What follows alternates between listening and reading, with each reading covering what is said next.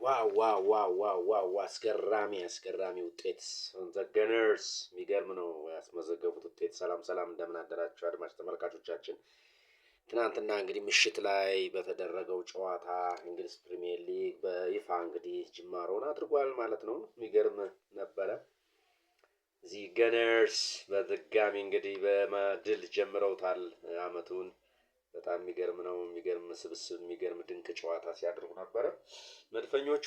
በጣም የሚገርም ነበረ። ምሽቱ ደስ የሚል ጨዋታ ነበር። የሚያዝናና ደጋፊዎችን የሚያስደስት ጨዋታ። እንግዲህ አርሰናሎች ኮመንተሪ ሲቲን 3-0 ባሸነፉበት ጨዋታ እንግዲህ የሚደንቅ እንቅስቃሴ በማድረግ በጣም የሚማርክ እግር ኳስን ያየንበት ነበር። ምሽት 4 ሰዓት ላይ የተጀመረው ጨዋታ እንግዲህ የፕሪሚየር ሊጉ የመክፈቻ ጨዋታ ሆኗል። በአምና በ26 የእንግሊዝ ፕሪሚየር ሊግ ሻምፒዮን እና በአዲስ አዳጊው ኮመንተሪ ሲቲ መካከል የተደረገ ጨዋታ ነበረ። እነሆ አርሰናል እንግዲህ በአስደናቂ እንቅስቃሴ ጋር በመታጀብ 3-0 በሆነ ውጤት ኮቨንተሪ ሲቲን አሸንፎታል።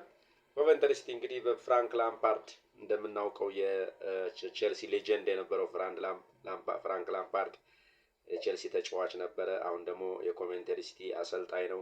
እንደውም ከማይክል አርቴታ ጋር ጭምር በፕሪሚየር ሊጉ ላይ ይገናኙ ነበር ጨዋታ ሜዳ ላይ። አሁን ኮቨንተሪ ሲቲን እያሰለጠነ ይገኛል ላምፓርድ። ትናንትና ግን ከጨዋታው በፊት ታሪክ እንሰራለን እናሸንፋለን እያለ ትንሽ ሀሳቡን ሲገልጽ ነበር። ያ ሳይሳካለት ቀርቶ ግን በአርሰናል ተሸንፎ ወጥቷል ማለት ነው። የሚገርም ነው። የአርሰናል አዲስ ፈራሚዎቹ አልተቻሉም። የሚገርም እንቅስቃሴ እያደረጉ ነው። ቡርኖ ጉማሬሽ ትናንት ባይሰለፍም አስደናቂ ሚድፊልደር ነው። ሌላው ደግሞ ክርስቶስ ዞሊስ የሚገርም አስደናቂ ግሪካዊ ተጫዋች፣ በጣም የሚደንቅ ተጫዋች ነው። የሚያደርጋቸው አሲስቶች በሁለቱም ፉልባክ በሌፍትም ራይትም እየቀያየረ የሚጫወት በጣም ኢንቨርት እያደረገ በሁለቱም ቦታ መጫወት የሚችል ድንቅ ተጫዋች መሆኑን እያሳየ ይገኛል። ከኮሜንተሪ የሚገርም ነው። ባለፈው ዋንጫ እንግዲህ ዋንጫ አንስተው ነበረ። ከዛ እንቅስቃሴ ጀምሮ አሁን በሁለቱም ጨዋታ ላይ የሚያደርገው እንቅስቃሴ እጅግ አስደናቂ ነው። እኔ እንዳየሁት ከሆነ እጅግ በጣም ደስ የሚል ተጫዋች ነው። በጣም አሲስቶቹ የሚገርሙ ናቸው። እንግዲህ ተጫዋች እንግዲህ ትሮሳርድን ተክቶ ነው በትሮሳርድ ሜዳ ላይ ቦታ ላይ ነው እየተጫወተ ያለው። የትሮሳርድ እንግዲህ እንደምናውቀው በጣም ጥሩ እንቅስቃሴ የሚያደርግ ተጫዋች ነበረ። ነገር ግን አምና አንዳንድ በሱ ቦታ ላይ ክፍተት፣ ድክመት ይታይበት ነበረ። በወሳኝ ጨዋታዎች ላይ ሙሉ በሙሉ አንዳንድ ጊዜ ቆንጆ ስራዎችን ይሰራል፣ ሌላ ጊዜ የመጥፋት ሁኔታ ይታይ ነበር ትሮሳርድ። እንግዲህ ይህን ተጫዋች እና አርቴታና የቴክኒክ ቡድኑ ክርስቶስ ዞሊስን እንግዲህ በሚገርም እይታ ነው ያዩት ማለት ነው። በትሮሳርድን ቦታ ሸፍኖ እየተጫወተ ይገኛል። ሁለቱ ሲነጻጸሩ እንግዲህ በሚገርም ሁኔታ ክርስቶስ ዞሊስ ከትሮሳርድ የተሻለ ሆኖ ተገኝቷል። የሚያደርጋቸው የኋላ ታሪኮችንም ስናይ የሚደንቁ ፐርፎርማንሶች ነው ያሉት።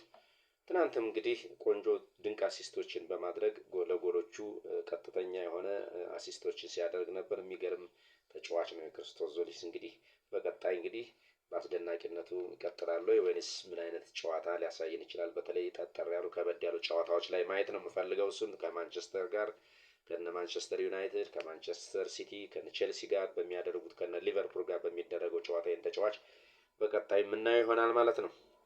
የሚገርም ነው ክርስቶስ ዞሊስ። በብዙ መልኩ እንግዲህ ከትሮሳርድ የተሻለ ሆኖ ተገኝቷል።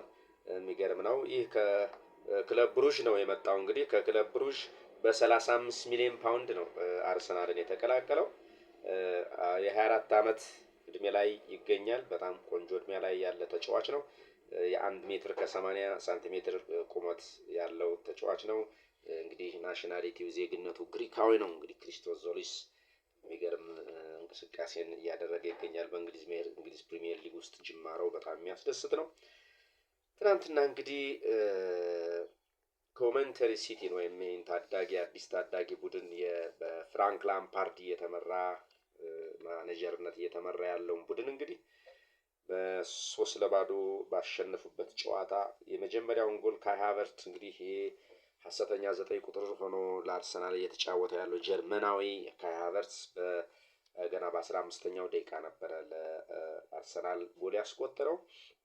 የሚገርም ነው። ክርስቶስ ዞሊስ፣ ሳካ፣ ማርቲኔሊ፣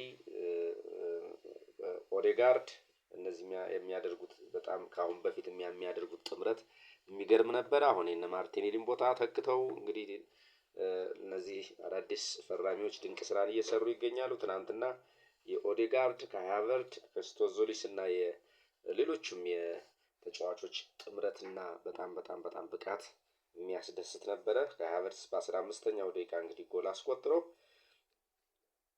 በ37ኛው ደቂቃ ቡካዮ ሳካ ደግሞ ሁለተኛውን ጎል ድንቅ ጎል አስቆጠረ። ማርቲን ኦዴጋርድ የሚገርም ነው። ይሄ ተጫዋች በጣም አምና በጉዳት ሲሰቃይ የነበረ የከረመው በጣም ብቃት ያለው እጅግ በቴክኒክና በስኪል የዳበረ ተጫዋች ነው። ነገር ግን ጉዳት ያሰቃየዋል። ለጉዳት የተጋለጠ ተጫዋች ነው። ኳስን ይዞ ስለሚጫወት በቀላሉ ለጉዳት የተጋለጠ ተጫዋች ነው። አምና እንግዲህ ታሪክ ይሰራል ሲባል ጉዳት ላይ ነበረ የቆየው። ነገር ግን ትናንትና የሚገርም ኮሚኒቲ ሺልድም ላይ የሚገርም ብቃቱን እያሳየ እንግዲህ በጣም የሚገርም ተጫዋች ነው። በዚህ አመት እንግዲህ ከጉዳት ከራቀ ታሪክ ሊሰራ ባላንዶርም እንግዲህ ወደፊት ያነሳል ብዬ ከማስባቸው ተጫዋቾች አንዱ ነው ማርቲን ኦዴጋርድ። እንግዲህ ትናንትም በጣም ድንቅ ኳሶችን ሲያከፋፍል ነበረ፣ ጎልም አስቆጥሯል። ለቡካዮ ሳካ እንግዲህ ያሻገረለትን ድንቅ ኳስ ቡካዮ ሳካ ጎል አስቆጠረ ማለት ነው። ማርቲን ኦዴጋርድ ራሱ በ49ኛው ደቂቃ ላይ ሶስተኛውን ጎል ለቡድኑ ሶስተኛውን ጎል በማስቆጠር እንግዲህ ብቃቱን የምታጠናክር ብቃቱን የምታሳይ ጎል አስቆጥሯል።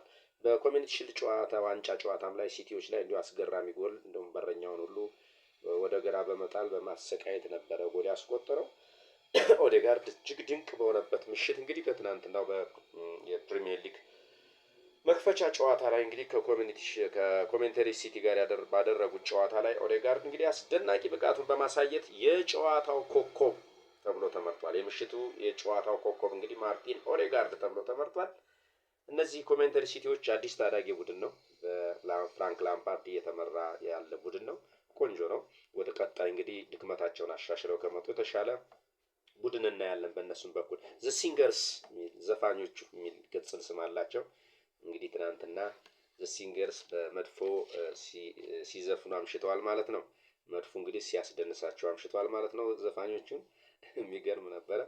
ኦዴጋርድ እንግዲህ ደረጃውን የጠበቀ ስብስብ አለን፣ በቀጣይም ታሪክ እንሰራለን፣ ከዚህም በላይ ጎል ማስቆጠር እንችል ነበር ሲል ሀሳቡን ገልጿል። ኦዴጋርድ ከዚህም በላይ ጎሎችን ማስቆጠር እንችል ነበር፣ እጅግ ብቃት ያላቸው ተጫዋቾች የሚገኙበት ቡድን ውስጥ በመገኘቴ እጅግ በጣም ደስተኛ ነኝ ሲል ሀሳቡን ገልጿል።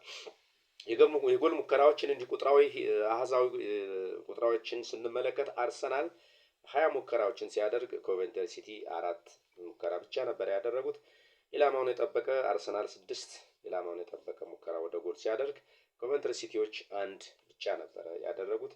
የኳስ ቁጥጥር ፖሴሽንን ስንመለከት እንግዲህ 64% 64 ከመቶ አርሰናል የኳስ ቁጥጥር ነበረው፣ 36 ከመቶ ደግሞ ኮቬንትሪ ሲቲዎች የኳስ ቁጥጥር ነበራቸው ማለት ነው። ኦልሞስት ሙሉ የበላይነትን ፉል ዶሚናንስ አርሰናል ወስዶ ነበር ማለት ነው። እንግዲህ አርቴታ 150 የፕሪሚየር ሊግ ጨዋታዎችን በትናንትናው ዕለት ድል በማድረግ 150ኛ ድሉን አስመዝግቧል ማለት ነው። ሱፐር ማይካኤል አርቴታ እንግዲህ 150ኛ ድሉን አስመዝግቧል በፕሪሚየር ሊጉ። ይሄም በጣም የሚደንቅ ሪከርድ ነው። አርቴታ በቡድኑ እጅግ በጣም ደስተኛ ነኝ በሚያደርጉት የግል ችሎታቸው። አንዳንድ አዲስ የመጡ ተጫዋቾች ያደረጉት የግል እንቅስቃሴ፣ ይሄም ማለት ክርስቶስ ዞሊስን ለማንሳትም ይመስላል። በጣም ተደስቻለሁ። በጣም በቡድኔ እጅግ በጣም ደስተኛ ነኝ ሲል ሀሳቡን አጋርቷል። ላምፓርድ እንግዲህ የኮቬንትሪ ሲቲው አሰልጣኝ የቼልሲ ሌጀንድ የነበረው በፊትኛ ድሮ እንደምናውቀው ለቼልሲ ይጫወት በጣም ድንቅ ተጫዋች የነበረው ፍራንክ ላምፓርድ ትናንት እንግዲህ ወደ ሜዳ ከመግባቱ በፊት ኢንስተን በቀላሉ የምንፋታቸው አይደለንም፣ ታሪክ እንሰራለን ሲል ሲያወራ ነበረ የቆየው። ነገር ግን ከጨዋታው በኋላ ከባድ ጨዋታ ነበረ። ጨዋታው ከብዶን ነበር። ከቻምፒዮኖቹ ጋር ነው የተጫወት ነው። ጥሩ ልምድም አግኝተንበታል፣ ብዙ ትምህርት ያገኘንበት ጨዋታ ነው ሲል ሀሳቡን አጋርቷል። እንግዲህ የሚገርም ጨዋታ ነው። በቀጣይ ያሉ የእንግሊዝ ፕሪሚየር ሊግ ጨዋታዎችን እያየን የምንዘግብላችሁ ይሆናል።